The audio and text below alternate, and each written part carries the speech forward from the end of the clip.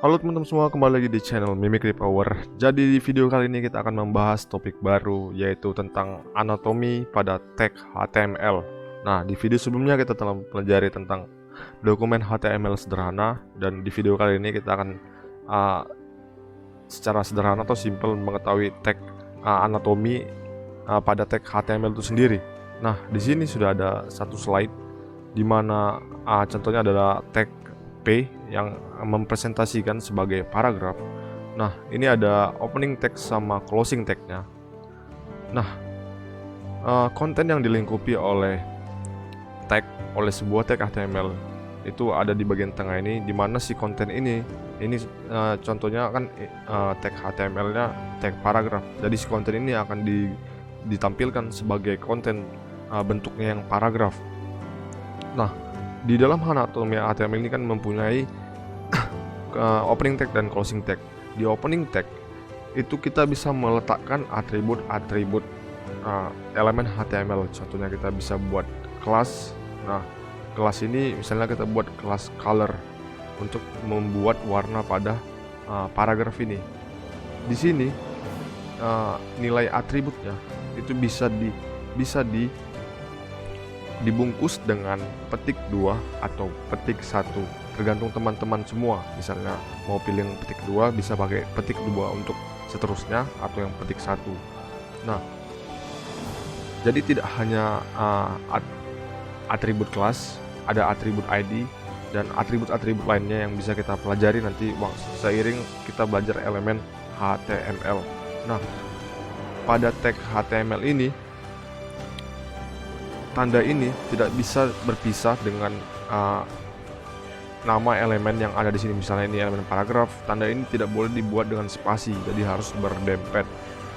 Dan di sini antara nama elemen dengan nama atribut boleh dibuat dengan spasi, satu spasi atau banyak spasi, dimana HTML mengabaikan hal tersebut. Jadi kita bisa membuatnya dengan spasi satu atau dengan spasi yang banyak. Jadi tidak masalah. Oke, jadi kita akan membuat melihat elemen berdasarkan kategorinya. Di sini ada basic HTML, sumber dari with school, di mana ada banyak sekali elemen HTML berdasarkan kategorinya. Seperti basicnya itu nanti ada H1 sampai H6, ini yang mendefinisikan heading.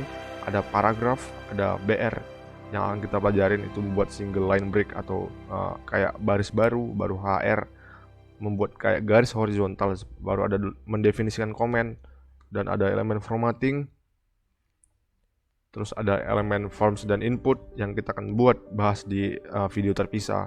Terus ada berdasarkan kategori frames, image untuk memasukkan gambar, audio, video, links, list, tables, dan semua itu akan kita buat di video terpisah. Style and semantic, terus ada meta info untuk elemen yang merepresentasikan metadata pada HTML. Lalu ada untuk elemen HTML untuk khusus di bagian programming, dan itu mungkin berhubungan dengan JavaScript. Oke, langsung saja kita masuk ke sini. Contohnya kita akan membuat satu HTML, misalnya paragraf. Kita ketik saja di Visual Studio Code P lalu tab. Nah, ini adalah salah satu contoh elemen HTML yang berbentuk paragraf. Lalu kita buat misalnya contoh paragrafnya, kita buat dummy text. Biasanya sering dipakai ini lorem, baru kita ketik tab. Nah, kita lihat dulu open with live server atau open browser langsung. Nah, ini tulisan yang kita buat, dummy text yang kita buat, direpresentasikan sebagai paragraf. Nah, seperti yang sudah saya jelaskan sebelumnya bahwa elemen HTML itu bisa memiliki atribut-atribut pada opening tag. Contohnya kita bisa buat kelas di sini, atribut kelas untuk kita membuat jadi fungsinya kelas ini akan kita bahas juga di video terpisah. Jadi di sini saya hanya menjelaskan aja, harusnya ini materi CSS, dimana kita buat color. Nah, di sini saya akan membuat sebuah warna untuk kelas ini yang kita berikan, kita definisikan, dimana ini akan kita ubah menjadi warna biru dan gambarnya akan terlihat, tulisannya akan berubah warna. Nah, itulah gunanya kelas untuk mendefinisikan apa fungsi atau sifat yang kita berikan kepada elemen HTML tersebut. Misalnya ada P lainnya, kita buat dengan kelas yang berbeda. Nah, kalau kita masukkan kelas color, dia akan memakai sifat yang diberikan oleh color, atau kita membuat sifat yang berbeda dari P lainnya. Misalnya paragraf 2 ini kita membuat warna merah, otomatis kita harus membuat kelas yang berbeda, tidak memakai kelas color yang menerapkan warna biru. Misalnya color 1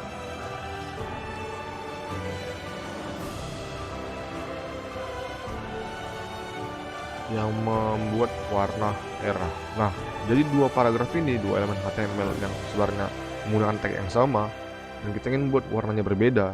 Itulah gunanya salah satu fungsi kelas. Nah, itu yang sudah seperti saya jelaskan sebelumnya, kalau ini tidak boleh berpisah dengan tandanya. Nah, kalau kita lihat seperti ini, maka akan terbaca seperti ini. Jadi ini harus bersatu dan menempel dengan tanda yang di ujung ini dengan nama HTML-nya, supaya tidak terjadi kesalahan pada sintaksnya. Jadi kita juga bisa menerapkan misalnya atribut style, lalu kita bisa langsung membuat warna di sini. Kita kasih misalnya bebas warnanya aqua. Nah, dia akan berubah. Jadi semua opening tag ini bisa dipasangi oleh atribut-atribut serta nilai-nilai dari atribut tersebut. Misalnya atribut kelas, ada ID, ada style. Ini salah satu contoh penerapan CSS langsung di elemen HTML-nya. Cuman ini tidak disarankan. Yang akan kita jelaskan juga di video selanjutnya tentang penerapan CSS pada elemen HTML. Ini cuman memberi contoh kalau opening tag itu bisa diberi atribut-atribut dan nilainya. Nah, yang sudah saya jelaskan juga, kalau ini kita bisa buat spasi sebanyak apapun. HTML ini tidak akan memperdulikan, jadi nggak masalah mau sebanyak apapun, dia akan tetap menerapkan sifatnya. Tapi kalau kita buat dia menyatu dengan ini, nah ini nggak bisa, jadi terjadi kesalahan sintaks. Makanya ada namanya HTML, yang L itu menandakan language. Jadi yang namanya language pasti kemungkinan ada yang menjelaskan tentang kesalahan sintaks, seperti bahasa-bahasa pemrograman juga kan, itu kan bahasa juga, tentu saja ada kesalahan pada sintaksnya. Begitu juga pada elemen HTML yang bukan bahasa pemrograman, tapi karena dia bahasa, dia juga bisa menerapkan error pada sintaks HTML.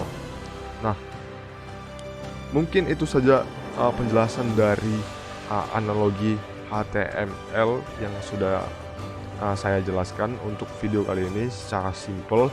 Kita akan membahas elemen HTML yang sering digunakan, yang khususnya itu mungkin utama atau sering dipakai di video-video lainnya. Jadi jika kamu suka channel ini dan menjelaskan tentang teknologi atau fitur-fitur pada dunia web, HTML, CSS, dan JavaScript, kamu bisa subscribe channel ini untuk membantu channel ini semakin berkembang. Like jika suka, dislike jika enggak. Oke, jadi sampai di situ untuk video kali ini. Sampai bertemu di video-video selanjutnya. Ciao.